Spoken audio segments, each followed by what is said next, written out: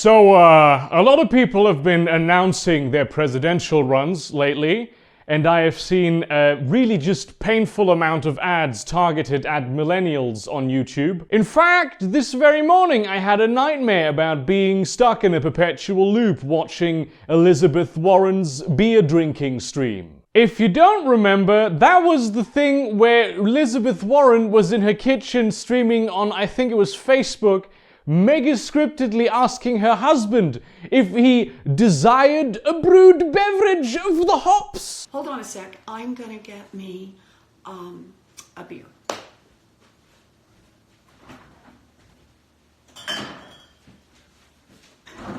Hey, Clover, my husband Bruce is now in here. You want a beer? No, I'll pass on the beer for now. You sure? Come over and say hello to folks. Yes. So, this is my sweetie. Hello. And I'm crazy. I love you. I love you too.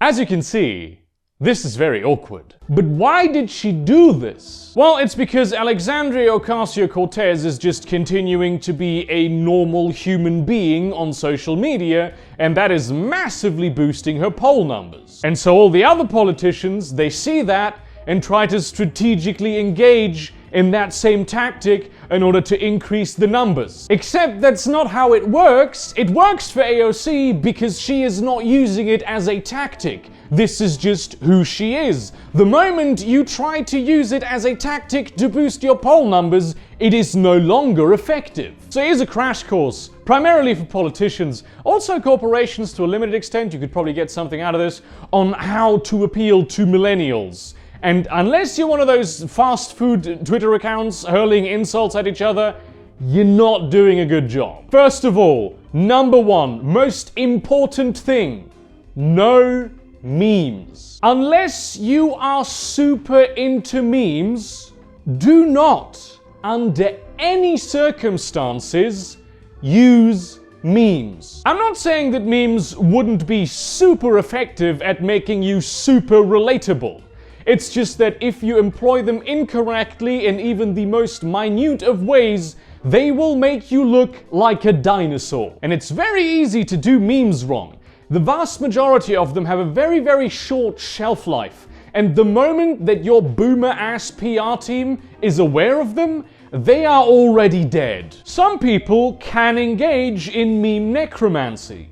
Those people are already respected in the meme community. You are not respected in the meme community. Using memes is also highly contextual and dependent upon who you are and how people perceive you. If people see you as an out-of-touch politician, then making even a complete bullseye meme will only raise eyebrows and make you look like a moron, while simultaneously also killing that meme instantly. Let memes grow organically in your millennial follower groups.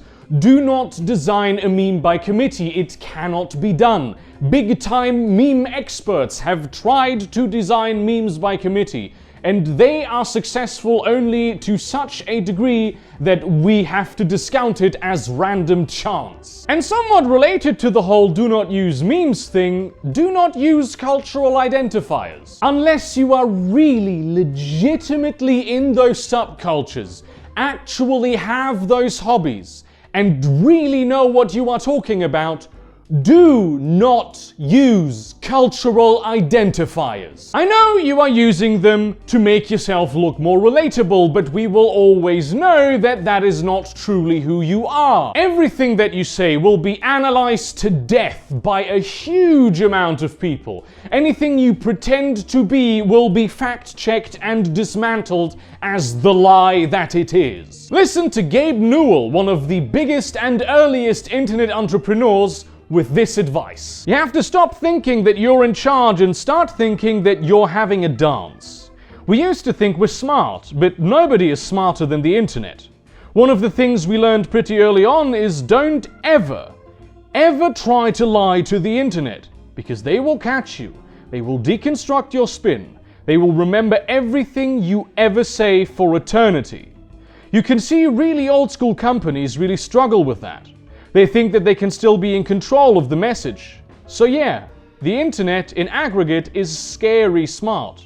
The sooner people accept that and start to trust that that's the case, the better they're going to be in interacting with them. If you try to bedeck yourself in cultural identifiers that do not truly belong to you, that is the same as lying. What you should be doing is just being yourself. This is something that millennials have been told our entire lives, and we've taken it to heart. Millennials generally understand that other people can have vastly different interests from themselves. Because of the way the media we consume is structured, we are more fragmented into different subcultures than any generation before us, and we accept that, and we are tolerant of these other people who have their own subcultures because we are tolerant of other cultures. And this is really something you have to take note of, because Gen Z will be this times 1,000. We understand that you and I are very different people. We like different things. You don't have to pretend that you like beer and drink it on camera to demonstrate to people that you are not part of the aristocracy when you'd rather be drinking Cabernet. Some of us like Cabernet also, and we will be able to tell if you do. Because what we hate is not people who behave like aristocrats, but people who are aristocrats. And there's nothing more aristocratic than pretending like you're not an aristocrat. Being yourself, by the way, also includes having flaws. This is what it means to be unique. We like flaws. We want our politicians to be flawed.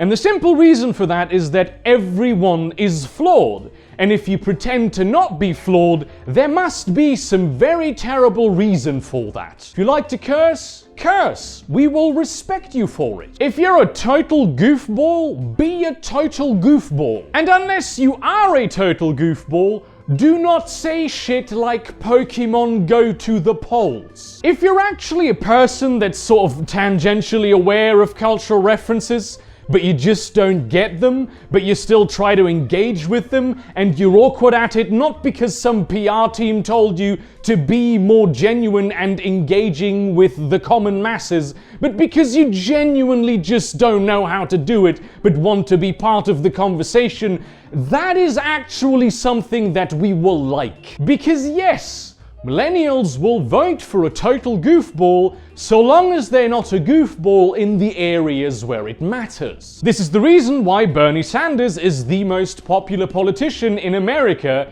and has been for years. He has zero charisma, he knows it, and he doesn't try to fake it. All I can talk about is substantive policy matter. I couldn't sneak bullshit past you if I tried. I don't do a very good Bernie. Let's be honest. If you look at him in interviews, if you look at him in debates, everything he says is substance. He really struggles with empty platitudes and sort of bollocks small talk to pad out airtime. He's not good with that, and it appeals to millennials. We're not children who believe that there is some race of perfect superhumans whom we just have to vote for and they will just fix all our problems. We understand that politicians are people. Speaking of Bernie, the following is how you do a video that doesn't make you look like an awkward fuck.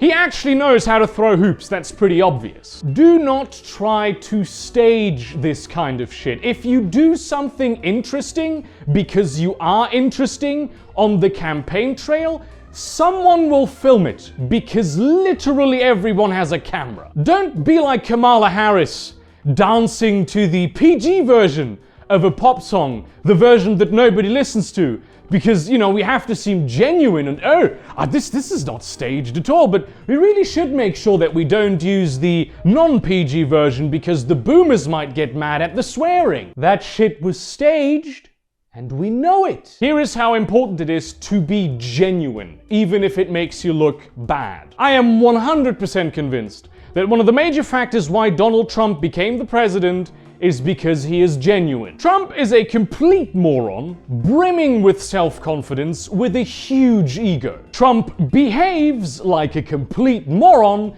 brimming with self-confidence and with a huge ego. I can very much empathize with people rather voting for the guy who actually is the person that he pretends to be, rather than the painted shell of whatever Hillary Clinton actually is inside. The reason Trump has such abysmal approval ratings is not because he is a buffoonish dick.